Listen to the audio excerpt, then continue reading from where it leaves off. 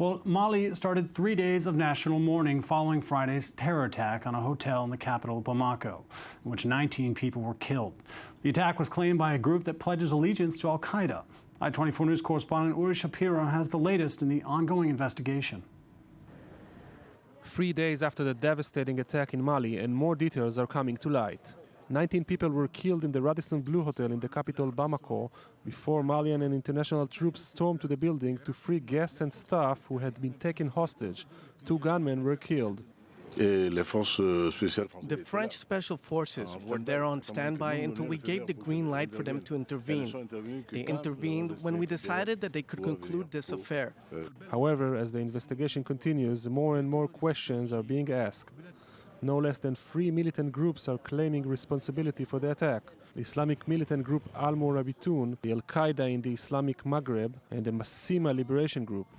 The last is also linked to a similar attack which killed 13 people in central Mali last August, including 5 UN workers at the Biblus Hotel, also in Bamako. Meanwhile, Mali and its neighbors declared 3 days of mourning. Senegal President Macky Sall visited the country and expressed his condolences over the horrific attack. Mali will never be alone in this fight. We're all engaged because we're all affected. In 2012, France launched Operation Serval to clear Mali of Islamic militants who threatened to take over the country. Last June, a peace deal between the government and the rebels was signed, but it seems that Mali has become a safe haven for terrorists who are mainly targeting foreigners. According to security guards in the Radisson Hotel, the assailants were looking for Air France staff who stayed in the hotel. Other witnesses talked about the possible Western identity of the assailants. They spoke English. I heard them shooting someone in room 438. I heard the scream. I was in my own room, lying down. I did not move. Sources involved in the investigation said they had recovered items that may help them to learn more about the attack. But with so many factions involved in this country, it's no wonder why the situation in Mali looks so chaotic at the moment. And we're now joined by Andrew Green in Kampala, Uganda. Thank you very much for being with us. Thank you. We know that 3 days of mourning have begun in Mali today. Can you give us the latest on the investigation? I know you followed this closely.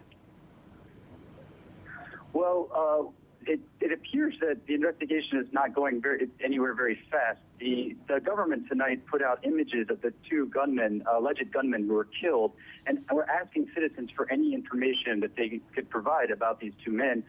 There's also been a manhunt underway for 3 allegedly additional gunmen that the government's looking for, and that there's been a lockdown across Mali as a result. But right now, it's all rumors and speculation. At least that's what's being put out publicly. Well, this attack really hit and targeted the heart of progress in the country, targeting foreign business representatives from all sorts of countries now. What does this say? What are the implications for the greater African fight against extremism? Well, I think this highlights the fact that Mali, which is a country that was supposed to be on the ascendancy, that had taken control of security back from France a few years ago, that was really supposed to be on the rise, clearly didn't have the capability to stop this kind of attack. It points to the fact that there are holes for terrorists within African countries, and now African leaders are going to have to start looking for solutions to prevent similar attacks in the future. Andrew Green, thank you very much for being with us.